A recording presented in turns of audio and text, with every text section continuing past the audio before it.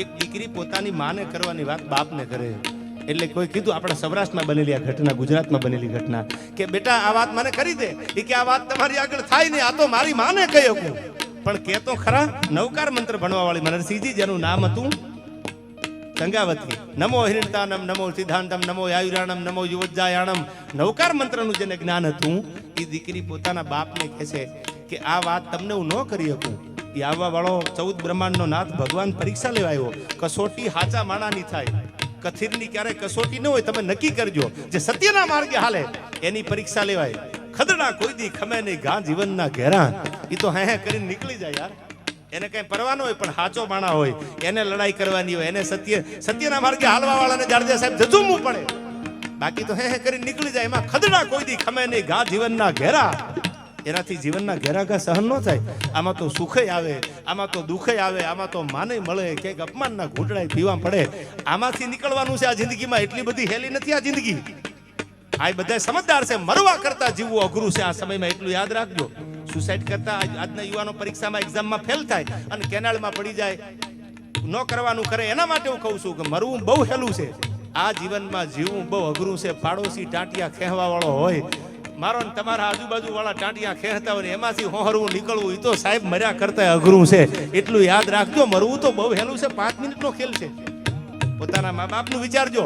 આવા કોઈ યુવાનો પગલા ભરતા હોય એના માટે કહું છું કે જિંદગીમાં એક એક્ઝામમાં નાપાસ થવા વાળો વિદ્યાર્થી એમ ન માની લેવું કે જિંદગીમાં કંઈ કરી ન શકે. સાહેબ કેટલા એવા ઇતિહાસો છે તમે જુઓ. આપણા કેટલા અધિકારીઓ છે, આઈપીએસ હોય કે પછી આઈએસ હોય, એવા કેટલા અધિકારીઓ છે જેને પોતાના જીવનમાં 0 થી એકડો ઘૂંટી અને પાછી શિખર સુધી જેને સફર કરી છે. આને ક્યારેક વાંચજો આના જીવનને. અને હવે સાંભળજો, સમજદાર છો એટલે કહું. રામે લક્ષ્મણને કીધું, જાડેજા સાહેબ મનરસિંહજી, એને એમ કીધું કે જીવનમાં આદર્શ ન હોય તો એ જીવન નકામું છે. આદર્શ વગરનું જીવન એની કિંમત ન થાય ક્યારે. તો લક્ષ્મણે રામને કીધું, વળતા સાંભળજો, એ કે તમે ભાઈ વાત કરો છો બહુ સાચી છે કે આદર્શ વગરનું જીવન નકામું છે. પણ રામ તમે સાંભળી લ્યો, આદર્શ પકડવામાં, આદર્શ રાખવામાં આખું જીવન પૂરું થઈ જાય છે. એનું શું કરવું? આદર્શ પકડવામાં આખું જીવન વ્યર્થ બની જાય, એનું શું કરવાનું? તો રામે વળતો જવાબ આપ્યો લક્ષ્મણને, લક્ષ્મણ હવે તું સાંભળે. આદર્શ પકડવામાં, આદર્શને રાખવામાં જીવન જેના વ્યર્થ બની જાય ને એ પાછા બીજાના જીવનના આદર્શ બની જાય છે. દાખલા તો આયા મીરાબાઈના દેવા પડે, જેને ઝેરના ઘૂંટડા પીધા છે. દાખલા તો આ ભરી બજારમાં વેચાણા હરિચંદ્રના દેવા પડે. આ પોતાના જીવન જેને આદર્શ પકડવામાં વ્યર્થ કર્યા એ પાછા બીજાના જીવનનો આદર્શ બની જાય છે. એમ એવું જીવન જીવજો કે તમારું મારું જીવન કોઈના જીવનનો આદર્શ બની જાય. ભલે મારે તમારે ખપી જવું પડે ત્યારે. આ વાત હું કરતો તો દીકરી કહે છે કે આ વાત તમને ન થાય, મારી માને જ કહી શકું. પણ હવે તમે મને કહો છો તો તમને કહી દઉં, સાંભળી લ્યો. તમને મેં મારો દીકરો ખાંડીને આપી દીધો. કોઈ રોટલાની મહેમાનગતિ કરાવે, કોઈ બત્રી ભાતના ભોજન આપે, મેં તો મારો દીકરો ખાંડીને દઈ દીધો. જાઓ જુનાગઢની બાજુમાં બિલખા ગોગદી, અને તોય તમે એમ કહો છો કે હું નહીં જમું. હવે મારી આગળ કાંઈ છે નહીં, અને તોય પાછા તમે ન જમો એનો વાંધો નથી. પાછા મેણું મારો છો કે અમે વાંજિયાના ઘરનું ખાતા નથી, તોય તમે અમને વાંજિયા કીધા. પણ હવે સાંભળી લ્યો, હું વાંજણી નથી, તમે મેણું મને મારો. માં મારા ઉદરમાં 5 મહિનાનું બાળક છે. બાપ જાણી તને કહું છું બાવા, મારા પેટ છે મહિના 5. આશરો સીતારામનો જેને ઉનીનો આવે, આજ બેઠો આજ થાશમાં બાવા, તને જેમાં વિના દઉં નહીં જવા. આ દીકરીઓ બોલી છે, સાંભળજો કે તને ડગલું ન ભરવા દઉં, મને મારા ભગવાન ઉપર ભરોસો છે. અને મારા ઉદરમાં જે બાળક છે ને એ તારી સામું મૂકી દઉં, પછી તો વાંજ્યા નહીં કે ને. સાહેબ ભગવાનને પાછા ડગલા ભરવા પડ્યા છે. જાઓ જલારામ આગળ વીરપુરના પાદરમાં ભગવાનને ભોઠપ લાગીને પાછું જવું પડ્યું છે. આવી ધરતીમાં મારો ને તમારો અવતાર થયો છે. આથી બીજી પવિત્ર ધરતી તમે ક્યાં ગોતવા જવાના? આ કઈ વિદેશમાં થોડું આવું બધું બનેલું છે? તમે આ બધા ભણેલા ગણે છે. મેં આર્ટિકલ વાંચેલો, આખી વાત વાંચેલી, એટલે તમને કહું વિદેશમાંથી ભૂરી ભગવાન પહેરી લીધા છે. આવી દ્વારકામાં દર્શન કરવા ગયા, ભગવાનની દ્વારકાધીશની મૂર્તિ જોઈ, પ્રેમ થઈ ગયો ને યાર, મૂર્તિ ભેળી લઈ લીધી મનરસિંહજી. અને એને બીજી દીકરી જો આવી હતી ભારત, એને કીધું કે તમે તો વિદેશના હોય એવું લાગો છો, તો કેમ ભગવો પહેરી લીધો ભારતમાં? એવું ભારતમાં છે શું? ત્યારે ઓલો ભગવો પહેરવા વાળો માણસ બે વિદેશના વાતો કરતા ઇંગ્લિશમાં. મને એટલું બધું પાછું આવડતું નથી, એટલે હું ગુજરાતીમાં તમને કહું. એને એમ કીધું કે હું અભણ નથી, ગાંડો નથી થઈ ગયો કે ભારતમાં આવીને ભગવાન પહેરી લઉં. પણ હવે સાંભળી લે દીકરી, ભારતમાં જ્યારે મેં પગ મેલ્યો આ ભારતની સંસ્કૃતિને જોવા માટે ઇંગ્લેન્ડમાંથી, ત્યારે હું દ્વારકાધીશના દર્શન કરતો ને મને મુરલીધર મહારાજ ઉપર તાર લાગી ગયો. મેં મૂર્તિ લીધી આની. અને હવે સાંભળી લે બેટા, હું કેમ્બ્રિજ યુનિવર્સિટીનો પ્રોફેસર હતો. કેમ્બ્રિજ યુનિવર્સિટી ઇંગ્લેન્ડની એનો પ્રોફેસર હતો અને પહેલા વિશ્વયુદ્ધના ફાઇટર પ્લેનનો હું પાયલટ હતો. મારું નામ છે ડોક્ટર હેનરી નિક્સન.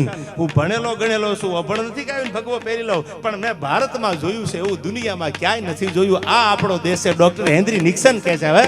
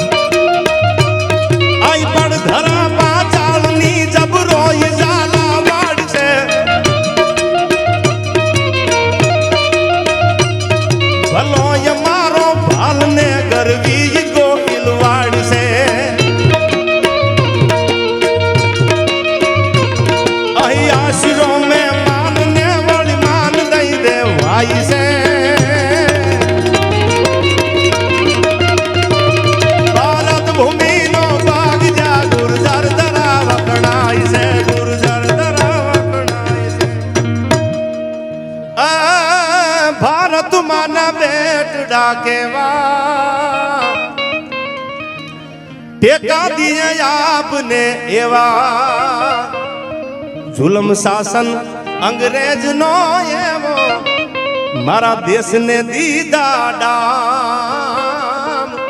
જુલમ શાસન અંગ્રેજ નું એવું મારા દેશને દીધા ડામ.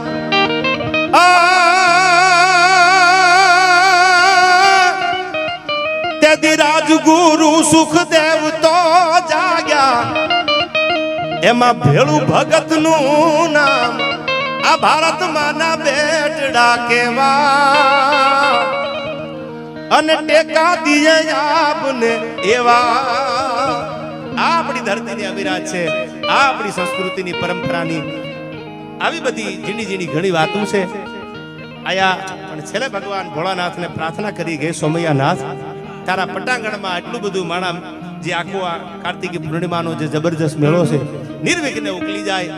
તારા આશીર્વાદ આ ધરતી ઉપર આ પાવન ધરા સોમનાથની છે. 12 જ્યોતિર્લિંગમાંનું પહેલું જ્યોતિર્લિંગ. ત્યારે તારા ચરણોમાં વંદન કરું છેલ્લે સોમનાથ મહાદેવ.